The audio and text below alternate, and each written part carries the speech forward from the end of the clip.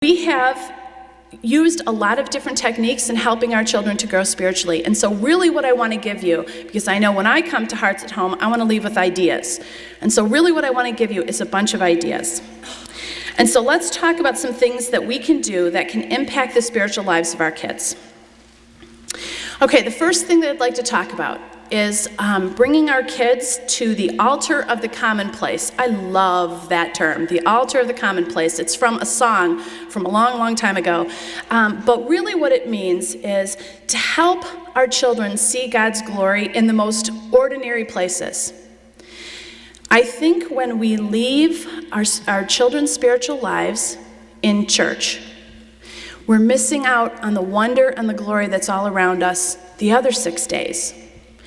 And so how can we find a way to lead our kids to the altar of the commonplace, to help them find God's glory in a regular place?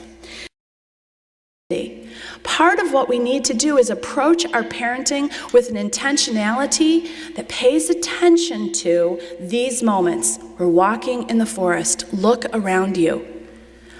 Those conversations form your children. You know that. I know you. That's why we talk with our children about everything, because it forms them. So we need to find ways to pay attention to that.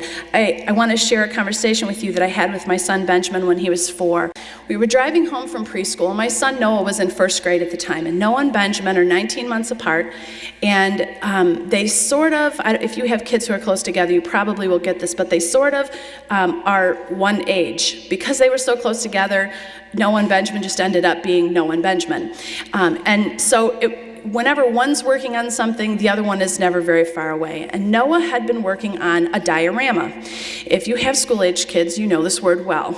So we had a box, a shoebox, and inside of it we had to create like the environment that a Komodo dragon would live in. My son Noah is just flipped over Komodo dragons, and he has been since he was like 4. So this was what we were going to do. We were going to study a Komodo dragon. So we built this box, and we had all of the Komodo dragon-y sort of things. And Benjamin had been very nearby watching this whole process as Noah built this first grade report. So on the way home from preschool, Benjamin says to me, this was literally completely out of the blue, like there's no conversation going on in the car. I've got an infant. I just want to get home. So we're driving through the neighborhood, and Benjamin says, "Mama, do you ever think that we're part of God's diorama?" Okay. Well, reality was Noah had never thought that, and I did not know what I was going to say next. And so I said, stalling for time, "Benjamin, why don't you tell me what you mean by that?" And he said, "What if it's like a box?" And I said, "What's like a box?" And he said, "The whole world. The whole world is like a box. And what's happening is God stands there and he can see the box, and he created the box, and he made all the stuff in the box, and he puts stuff in and takes stuff out." And he said, like in the winter, he'll put in the snow and take out the leaves. And in the spring, he'll take out the snow and put in the leaves. And I was stunned silent, because I thought, you're 4. We should be talking about, like, look, a red apple, something basic. And but we don't get to plan that way, do we? And so I said, well, no, I haven't ever thought about it that way before, but that's an interesting thought, because it really was. I didn't know where to go with it. I didn't really know what to say. But all of a sudden I realized, as I was driving closer, praying to get closer to my driveway, I realized that God was not in the box. He was outside the box. And so part of what I had to think through really quick was, first of all, Benjamin was telling me something.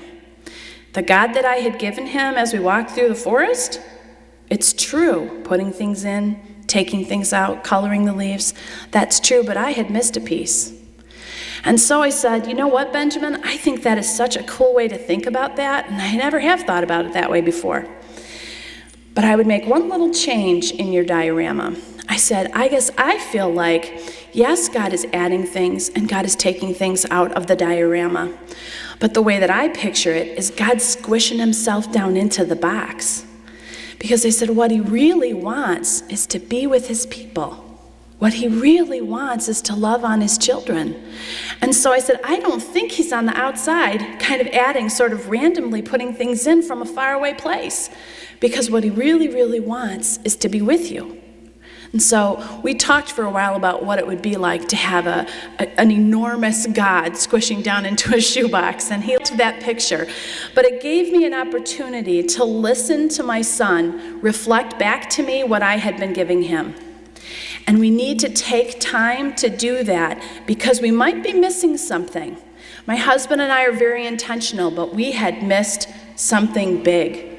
In our effort to help our children understand what God was doing around them, we had neglected to tell them that he was right next to them. So I think our kids can teach us a lot of things about what they're hearing and what they need to hear. So the altar of the commonplace, I think we need to look for those regular places to bring God's glory to our children's awareness so that they can learn to see him. You see, then we're building a world and life view that makes a difference in their lives. That's pretty important. Okay, another idea.